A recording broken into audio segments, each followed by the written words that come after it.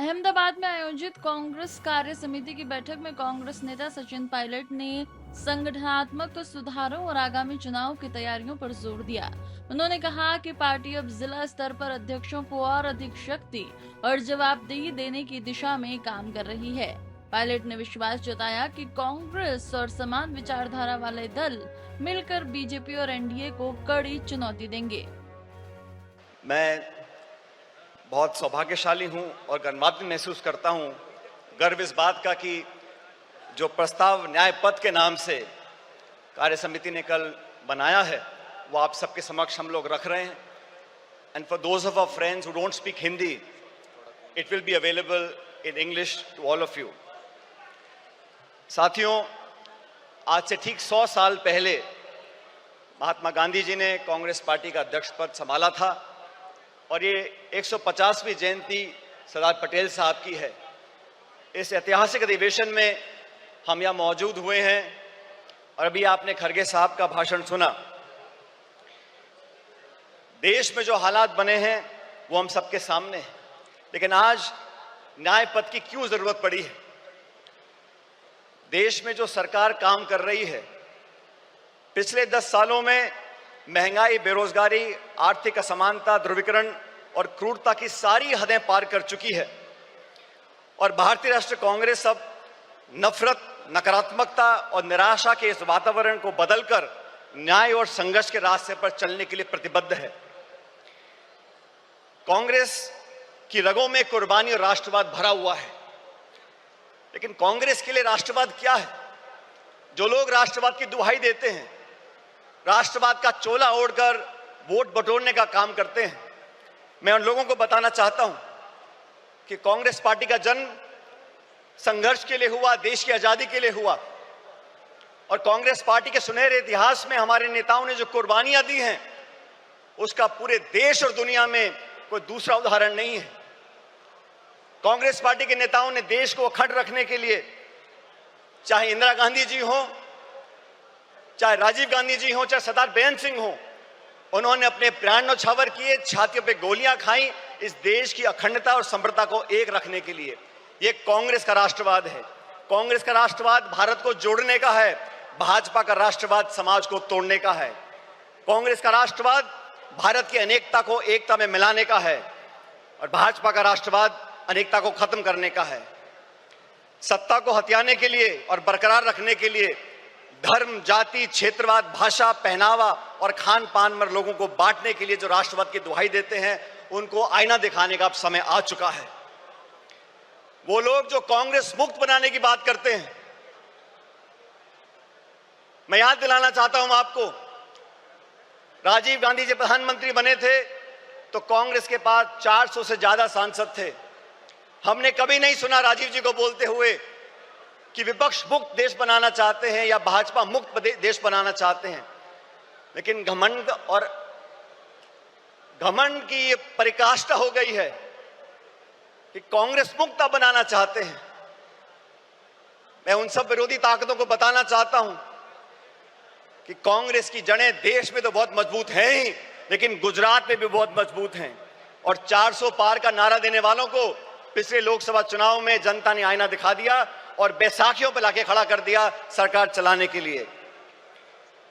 प्रजातंत्र की पहरी है और संविधान की रक्षक है कांग्रेस पार्टी। 1950 में जब संविधान लागू हुआ था, उससे पहले बाबा साहब अम्बेडकर ने खुद 25 नवंबर 1939 को संविधान सभा में कहा था कि कांग्रेस के बिना संविधान बनाना असंभव था। पिछले 75 सालों में कई सरकारें देश में आई, कांग्रेस की और गैर कांग्रेस की, लेकिन हर सरकार ने मूलतः संवैधानिक संस्थाओं को पोषित करने का काम किया, संवैधानिक संस्थाओं को संरक्षण देने का काम किया।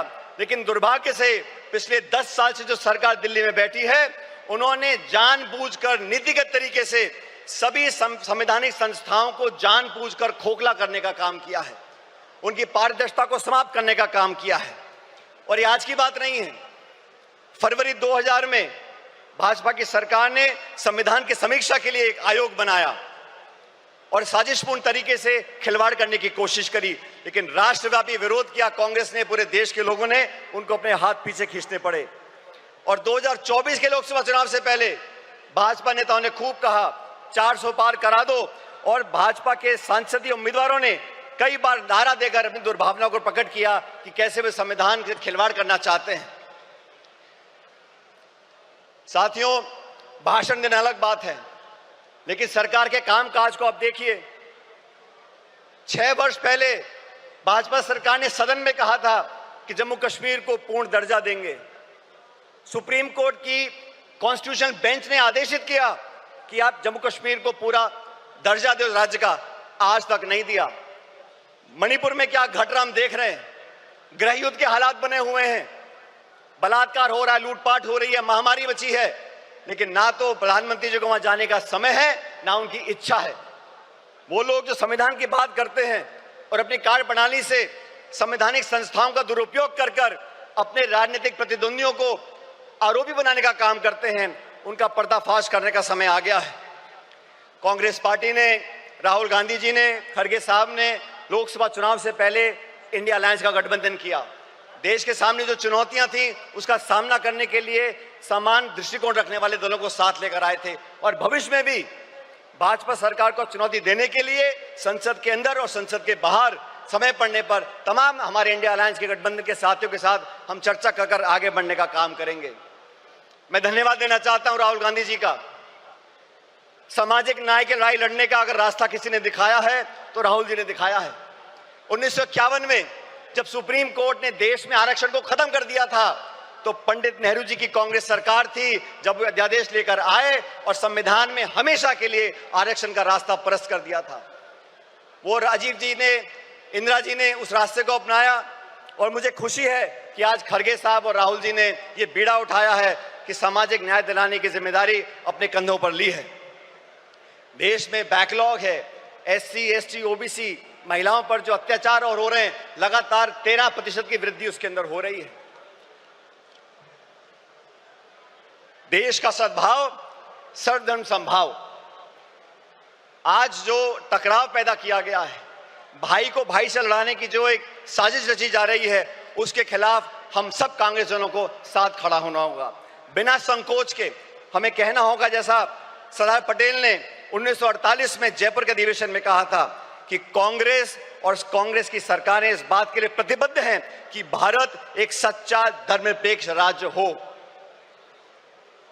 हमारी अलग अलग पृष्ठभूमियां हैं, संस्कृति है, वेशभूषा है, खाना पीना है, भाषाएं हैं, लेकिन जो लोग उत्तर दक्षिण के राग में धर्म, जाति, गोत्र के नाम पर लोगों को बांटना चाहते हैं, उन लोगों से हमको सावधान रहना पड़ेगा।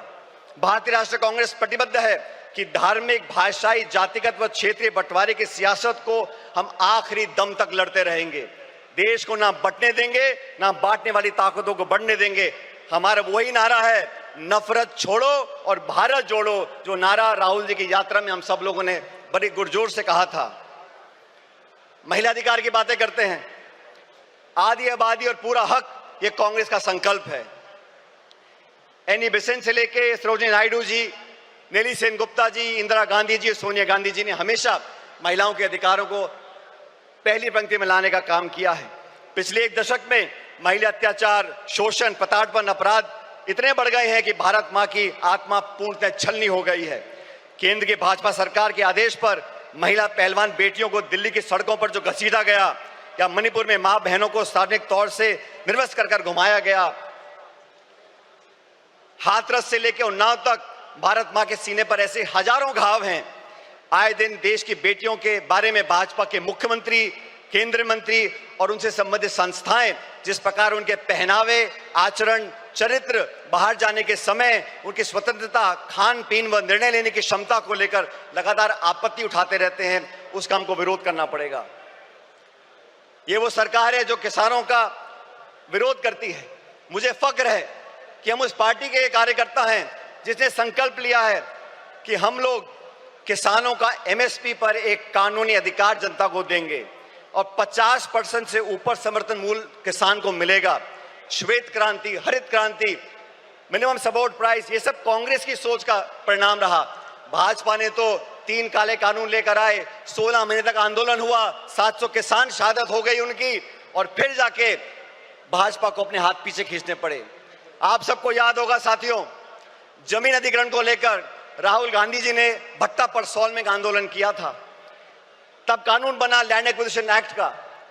उस भट्टा परसौल के आंदोलन के बाद से तमाम चंद उद्योगपति और भाजपा की सरकार ने मिलकर राहुल जी की छवि को धूमिल करने का काम किया था, और आज तक वो इस काम में लगे हुए हैं, क्योंकि गरीब की, किसान की, मजदूर की, अपेक्षित की आवाज उठाने का काम राहुल जी करते हैं, कांग्रेस पार्टी करती है। आज इस अधिवेशन से, इस प्रस्ताव के माध्यम से हम एक बार फिर किसान के प्रति अपने समर्थन को रेखांकित करना चाहते हैं।